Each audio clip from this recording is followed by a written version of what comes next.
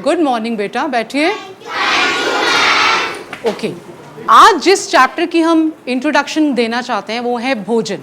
शुरुआत करते हैं भोजन से। प्रवृत्ति बेटा, अपनी किताब में पढ़ के हमें बताइए कि हमने एक्चुअली भोजन के बारे में आज क्या सीखा।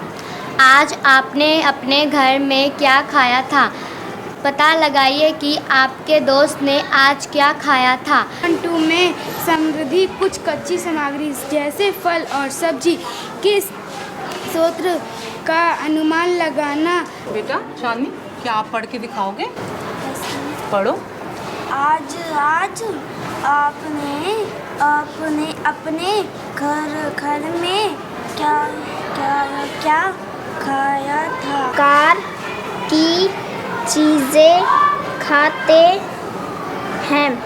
खाने की ये सभी चीज़ें किससे बनी है? पता लगाइए कि आपने दोस्त ने आज क्या खाया था। निष्ठा ग्रुप के इन बच्चों के लिए हम बेसिक लेवल से काम कर रहे हैं और इनके लिए हम पूरे विश्वास और पूरी सच्चाई के साथ इस एफर्ट में लगे हुए हैं कि इन बच्चों को हमने कैसे पढ़ने के लिए प्रोत्साहित करना है। हम इन बच्चों की कक्षाओं में जाते हैं, इन्हें रोज़ प्यार से समझाते हैं कि स्कूल का इनके लिए क्या महत्व है, पढ़ाई का इनके लिए क्या महत्व है।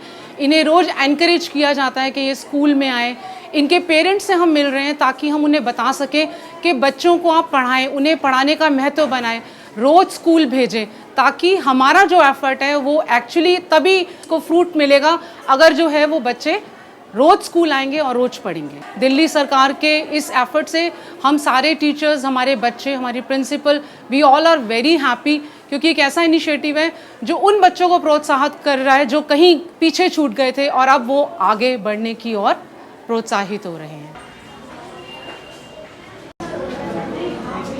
इस वर्ष से हमारे विद्यालय में हमारे शिक्षा मंत्री द्वारा एक नई शिक्षा नीति आरंभ की गई है जिसका नाम है चुनौती के अंतर्गत हमने अपनी कक्षाओं को 2 भागों में बांट दिया है। पहला प्रतिभा समूह और दूसरा निष्ठा समूह। आज हम यहाँ पर निष्ठा समूह के साथ कुछ सामूहिक क्रियाकलाप कर रहे हैं।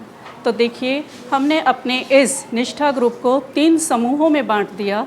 पहला है कमल समूह, दूसरा है गुलाब समूह और तीसरा है चंपा समूह। तो यहाँ देखिए, हमारा जो ये कमल समूह है, ये वो बच्चे हैं जो पिछले 1.5 महीने के प्रयास से भी बहुत अच्छा नहीं कर पाए, लेकिन जहाँ वे थे वहाँ से थोड़े आगे आ गए हैं।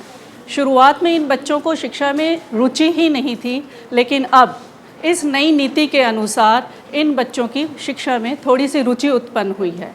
आज हमारे 2 ग्रुप्स अच्छी तरह पढ़ पाते हैं। एक ग्रुप शब्दों का पहचान कर पा रहा है और शब्दों की सहायता से वाक्य निर्माण कर पा रहा है।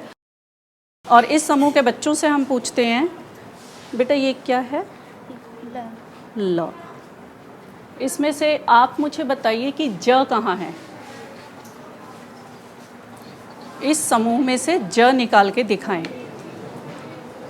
बेटा ये बहुत सारे शब्द हैं, आप इन शब्दों की सहायता से कुछ वाक्यों का निर्माण स्वयं करें और मुझे बताएं कि आपने कौन कौन से वाक्य बनाइए बेटा जल्दी से। और आप मुझे बताएंगे कि हमने ये वाक्य बनाए हैं।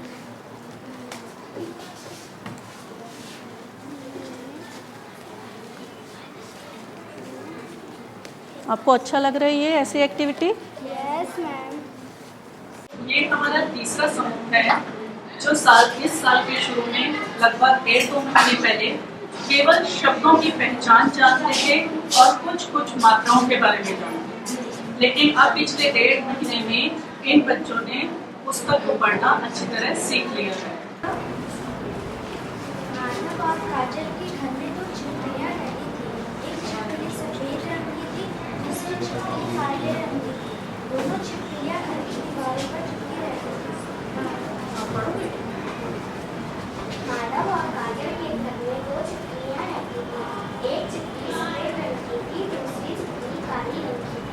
हमारी सरकार ने ये जो चुनौती 2016 शुरू किया है प्रोग्राम, ये बहुत अच्छा प्रोग्राम है।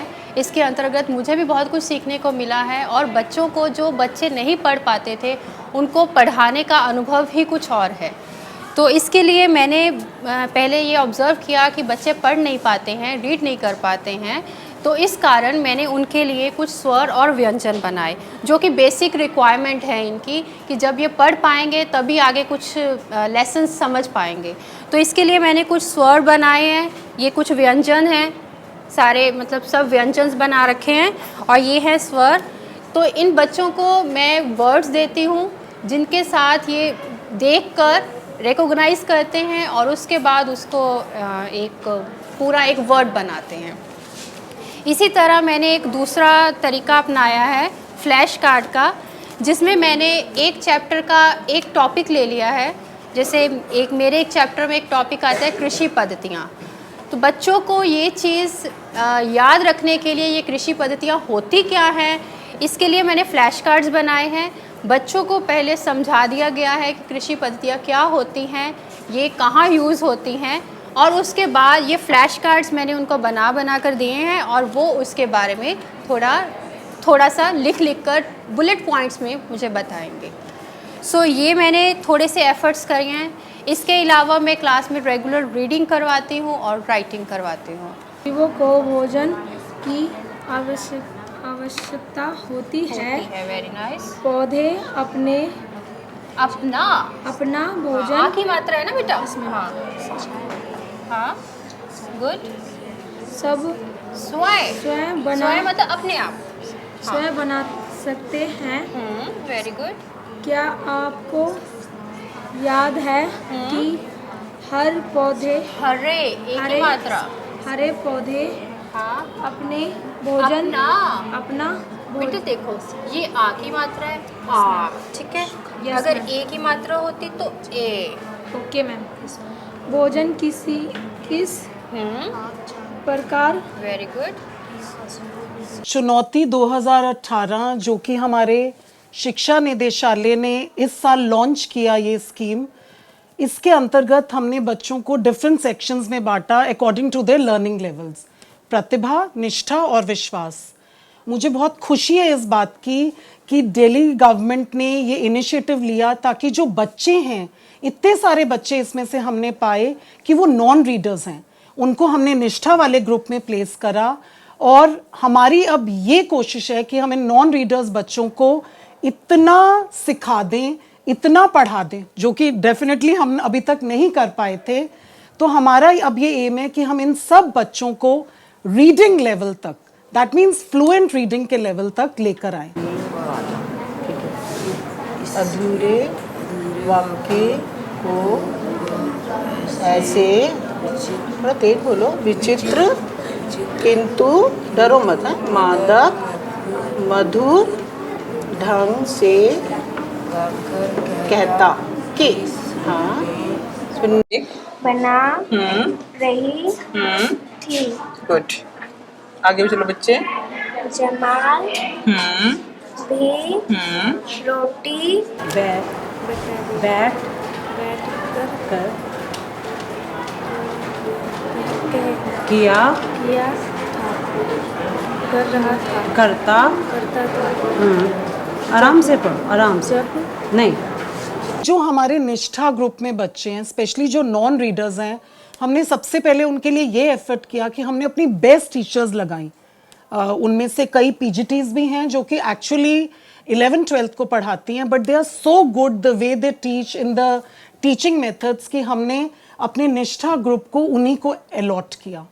दूसरा, अभी दिल्ली सरकार ने हमें और शिक्षा निदेशालय की तरफ से हम लोग कैम्ब्रिज यूनिवर्सिटी गए थे ट्रेनिंग में, और उस ट्रेनिंग में हमने ये वहाँ पर जब स्कूल्स विजिट करे लंदन के, तो हमने ये पाया कि ज़्यादातर पढ़ाई एक्टिविटी बेस्ड होती है। बिकॉज जो आप विजुअली देखते हैं वो आप ज़्यादा समझते हैं और उसको आप ज़्यादा रिटेन कर सकते हैं। तो वो हमने अपने स्कूल में भी अब आके शुरू किया, and I am very happy to say कि मेरे टीचर्स इतने हार्ड वर्किंग हैं और इतने सपोर्टिव हैं, इतनी अच्छी टीम है। क्लासेस में जाकर स्पेशली इस ग्रुप को, निष्ठा के नॉन रीडर्स को एक्टिविटी बेस्ड तरीके से पढ़ाते हैं, जिससे बच्चों को ज़्यादा जल्दी समझ आता है। मैं दिल्ली सरकार शिक्षा निदेशालय परिवार की एक सदस्य हूँ। मैं सत्य निष्ठा से यह प्रतिज्ञा करती हूँ कि मैं अपने विद्यालय के हर एक छात्र को 14 नवंबर तक हिंदी लिखना, पढ़ना व समझना सिखा दूंगी, ताकि ये छात्र अपने जीवन में प्रगति पथ पर आगे बढ़ सकें। मैं दिल्ली सरकार शिक्षा निदेशालय की एक सदस्य पूरी निष्ठा से ये प्रतिज्ञा लेती हूँ कि उन अभिभावकों ने जिन्होंने अपने बच्चों को हमारे हाथों में पूरी विश्वास के साथ सौंपा है, उन बच्चों को मैं इस काबिल बना पाऊँगी कि 14 नवंबर से पहले वो बच्चे पूरी तरह से पढ़ने में सक्षम होंगे, क्योंकि अगर ये पढ़ेंगे तभी ये बढ़ेंगे। मेरी कक्षा के कुछ बच्चे पाठ पढ़ नहीं पाते और समझ नहीं पाते। मैं ये कोशिश करूंगी कि 14 नवंबर से पहले इन बच्चों को अच्छे से पढ़ना लिखना सिखाऊंगी, जिससे वे अपनी प्रतिभा के उच्चतम स्तर तक पहुंच पाए। मैं सुनीता, कक्षा 6ठी ई, सर्वोदय कन्या विद्यालय सुल्तानपुर की अध्यापिका, ये शपथ लेती हूँ कि मैं अपने बच्चों को आने वाले बाल दिवस 14 नवंबर तक इन बच्चों को अच्छी तरह से पढ़ना लिखना सिखाऊंगी। इसके लिए मैं इनको एक्स्ट्रा समय दूंगी, एक्स्ट्रा मेहनत करूंगी, ताकि ये बच्चे 14 नवंबर 2016 तक अच्छी तरह से पढ़ना लिखना सीख जाएं। मैं अपने विद्यार्थियों के साथ बहुत मेहनत करती हूँ और विद्यार्थी भी मेरे साथ मेहनत करते हैं, परंतु फिर भी कुछ बच्चे पढ़ने में अक्षम हैं अभी, और इस वजह से वो पिछड़ जाते हैं। तो किंतु मैं आज ये संकल्प लेती हूँ कि मैं अपने विद्यार्थियों के साथ में लगातार मेहनत करके उन्हें आने वाले बाल दिवस तक पढ़ने में और पाठ को समझने में समर्थ कर पाऊंगी। इसके लिए मैं संकल्पित हूँ। मेरी हमेशा यही कोशिश रहती है कि मेरा रिज़ल्ट अच्छा आए, मेरे बच्चे अच्छा पढ़ें। ये बच्चे मेहनत तो बहुत करते हैं, पर ये अच्छे से पढ़ नहीं पाते हैं। ये पढ़ नहीं पाते हैं जिस कारण ये समझ नहीं पाते हैं। तो आज मैं ये शपथ लेती हूँ कि मैं 14 नवंबर यानी कि बाल दिवस तक इन बच्चों को इतना सक्षम बना दूंगी, इनके साथ इतनी मेहनत करूंगी कि ये बच्चे अच्छे से पढ़ पाएँ, समझ पाएँ और अपनी पाठ्यक्रम की पुस्तकें अच्छे से पढ़कर और अच्छा रिजल्ट लेकर आए। हर क्लास का हमने एक रजिस्टर मेंटेन कर रखा है child wise. That means every child has a dedicated page. उसके ऊपर उस बच्चे की प्रोग्रेस रिकॉर्ड करी जा रही है, और जब पीटीएम होती है तो पेरेंट्स को बुला के वो रिकॉर्ड भी उनको दिखाया जाता है। मैं नमिता, मैं दिल्ली की स्टूडेंट हूँ। मैं 14 नवंबर से मैं ये शपथ लेती हूँ कि मैं 14 नवंबर से पहले मैं सोनम दिल्ली की छात्रा हूँ। मैं शपथ लेती हूँ 14 नवंबर 2016 को पढ़ना लिखना सीख जाऊँगी। मैं नेहा दिल्ली की एक छात्रा हूँ। मैं ये शपथ लेती हूँ कि मैं बाल दिवस आने से पहले पढ़ना लिखना सीख जाऊँगी। मैं नमिता, मैं दिल्ली की एक छात्रा हूँ। मैं ये शपथ लेती हूँ कि मैं 14 नवंबर से पहले अपनी सारी पुस्तकें पढ़ना सीख जाऊँगी।